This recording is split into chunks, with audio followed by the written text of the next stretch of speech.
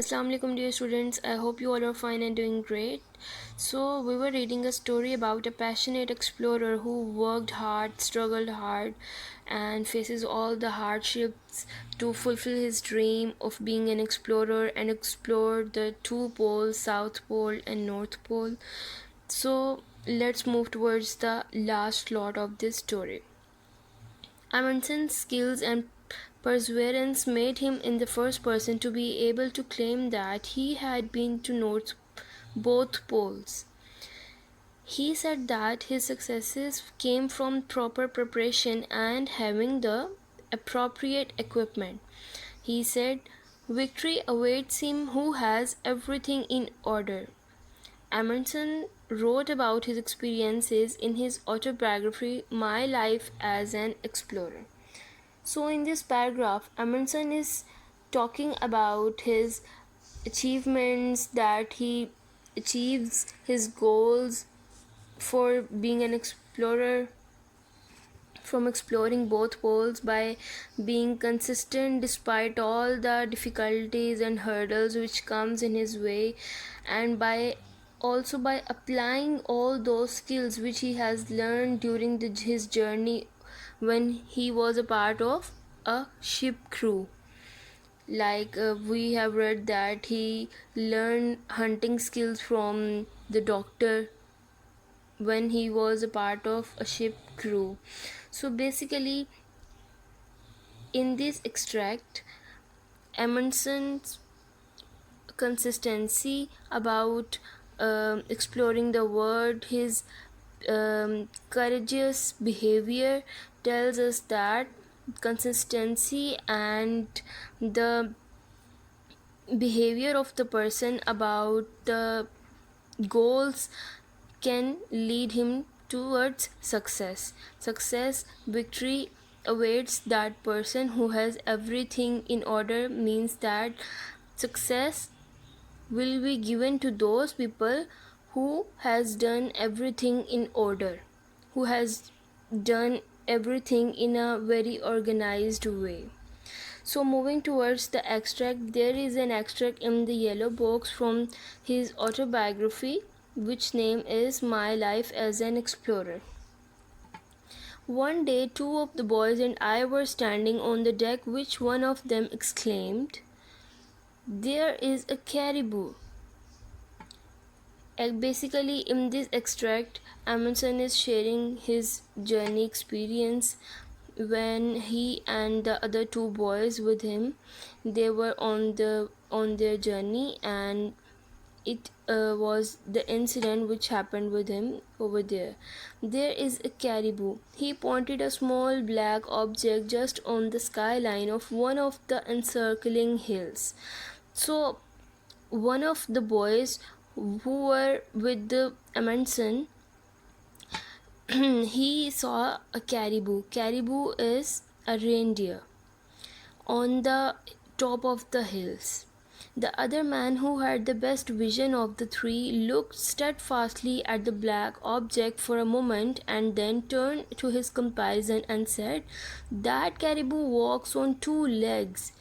And one of them examined that object which they were looking on the top of the hills near the skyline, and he made his own perception that caribou, that reindeer, walks on two legs. Basically, he was trying to say that object which we were seeing on the top of the hills has two legs. Sure enough, close scrutiny confirmed his quick perception that this was not a caribou but an Eskimo.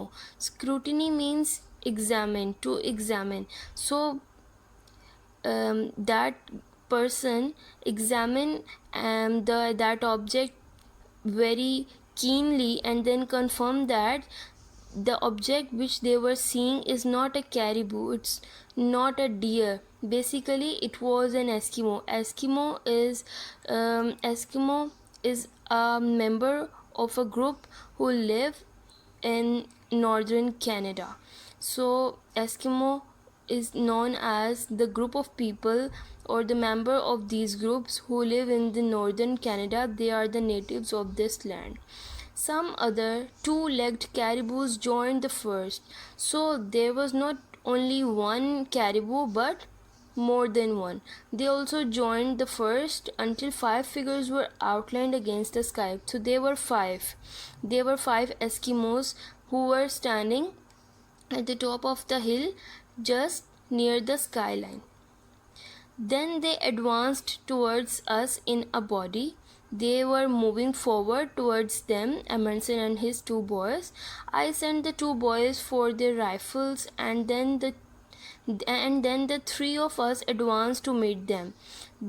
Amundsen and his boys put their rifles and they also moved forward towards these Eskimos. I was in the lead, and behind me came my little army of two. As the Eskimos neared us, we could see they were all armed with bows and arrows.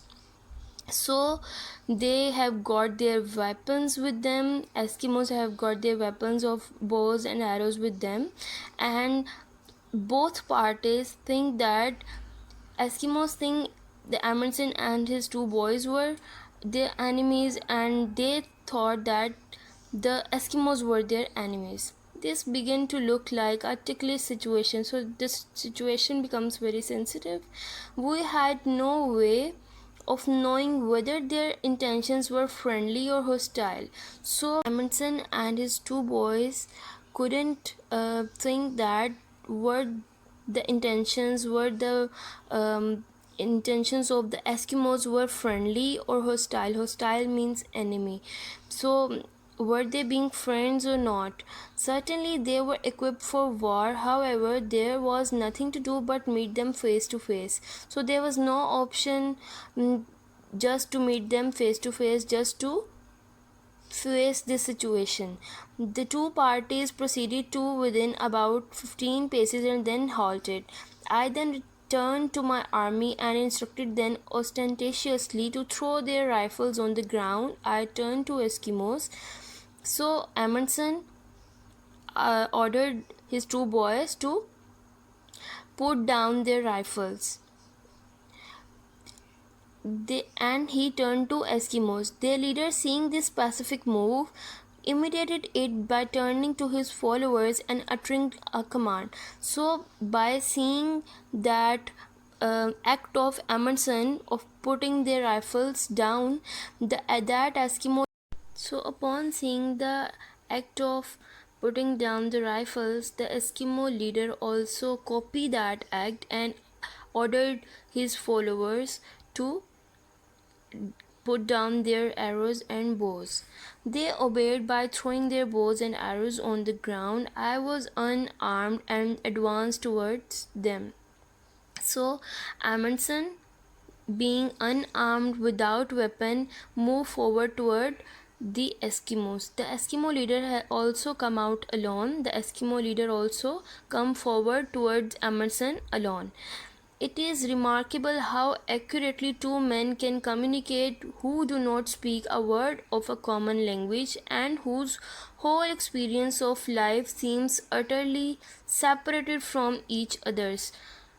So they both didn't know each other, they both didn't know the language of each other, but they communicate with gestures, with actions, with signals, and also they experience the whole matter by their actions, and also they came to know about each other's intentions also.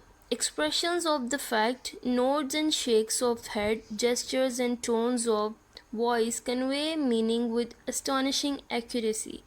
By these means, I quickly convinced the Eskimo leader that I wished to be his friend.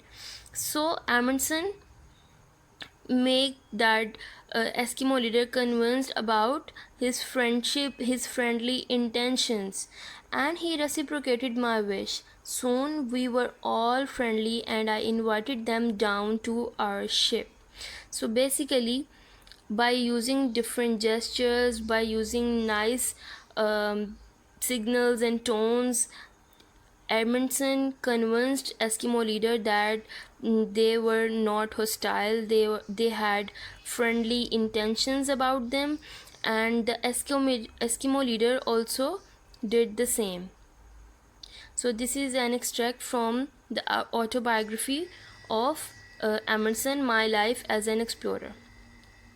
In June 1928, aged 55, Amundsen was traveling in a plane on a rescue mission when it disappeared. Amundsen and the rest of the crew were never seen again. So basically, it can be considered as the death of Amundsen. He was traveling in a plane on his another rescue mission, but the plane disappeared and they cannot be seen again, and the whole crew disappeared with that plane. The North Pole. No land mass, mainly ice and snow. Polar bears, seals, and walruses are native to North Pole. Basically, these are the animals and the sea animals which can be seen in that pole. In the middle of Arctic Ocean, which is a mass of shifting sea ice, the ice cap is shrinking due to climate change. No sunlight from September to March. The sun rises in March and sets in September. Seals have been spotted at the North Pole, and polar bears and Arctic foxes are sometimes seen nearby. Warmer than South Pole but still very cold. Alert in the Kikik Taluk region, Nunavut, Canada, is the nearest inhabited land. It is 817 km away. So this is the information about the North Pole. Moving towards the South Pole. On the continent of Antarctica, 1300 km from the sea, the land is covered in ice and snow 2700 meters thick. No sunlight from March to September. The sun stays on the horizon from September to March. Colder than the North Pole, scientists live all year round in the US Amundsen Scott ice station. So you can see that they have placed an ice station named Amundsen. Lichens and moss can be found in some parts during summer. So basically these are the plants, the kind of plants which grow over the hill mountains and the walls. They can be seen over there. Moving towards while reading, why is it colder at the South Pole? Students, you can also add your own suggestions regarding this question.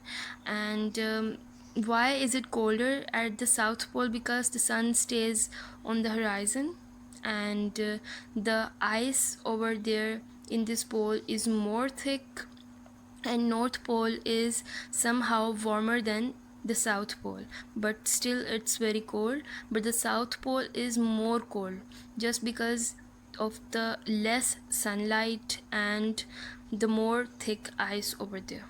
Moving towards the exercise comprehension part A. Question number 1 is, why did Amundsen's mother want him to be? Did he follow her wishes?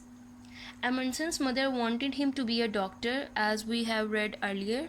He followed her wishes until she died. The next question is, what gave Amundsen the inspiration to be an explorer? How did he prepare for this as a child and as an adult? Amundsen was inspired by a famous British explorer. As a child, he prepared for life as an explorer by playing a lot of sports, sleeping with windows open, and reading about explorers. Um, Basically, as an adult, he worked as a ship's crew member where he watched, listened, and learned useful skills on board and from all the Inuit people, such as how to prevent scurvy, how to keep warm, and how to use dogs to travel by sledge. We have read all these things in this story.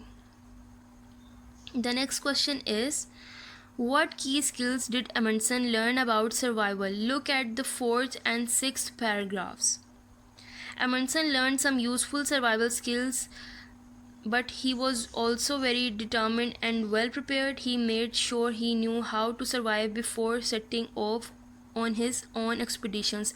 Just like that, we have read he learned a survival skill from a doctor on a ship's crew, how to um, deal with scurvy, how to do hunting, etc. Moving towards the next question. What made it difficult to pass through the Northwest Passage? What helped Amundsen achieve it? The very cold temperatures, shallow seas, and sea ice made it difficult to pass through the Northwest Passage. Amundsen's boat Jua helped him pass through it because it was small enough to pass through these waters and over the shallow areas. The next question is, when did Amundsen get to the North Pole? Amundsen got to the North Pole in 1926. What did Amundsen's companions mistake the Eskimo for? Why? Amundsen's companions mistook the Inuit for caribou because they were so far away. The last one is, how did Amundsen talk to the Eskimos? Amundsen talked to the Eskimos by using a mixture of simple expressions, body language, and tone of voice. Expression of the fact, nods and shakes of head, gestures, and tones of voices. And the other one is, this question is more difficult. Discuss it first. The question is, how did Amundsen die? So basically, students, you can also put your own suggestions regarding his death. Amundsen disappeared on the rescue mission, so we cannot be sure of how he died. So students, there can be different possibilities, so you can also search out it by your own. There is a challenge. Amundsen said victory awaits him who has everything in order. Explain what he meant by it. So basically, you will be successful if you are well organized, if you do all the possible things to go out of the box to achieve your goals and dreams, if you deal with hardships courageously and be persistent, be consistent, and move forward towards your dreams and goals, so one day you will be successful. So this phrase basically tells you about how can you be a successful person, and what things are needed to be a successful person. Basically, the main thing is your organization, how you organize things and how you make every possible thing happen to achieve your goal. So students, this is your lecture for today, and I think it's enough. So I hope you enjoyed the story. I hope you enjoyed the whole lesson and you have learned something great from the passionate explorer Amundsen. And you can also find out what are your dreams and what are your goals, and you can also do something for your goals to achieve it. And this is enough for today. Inshallah, we will meet in some other lecture. Till then, take care and Allah Hafiz.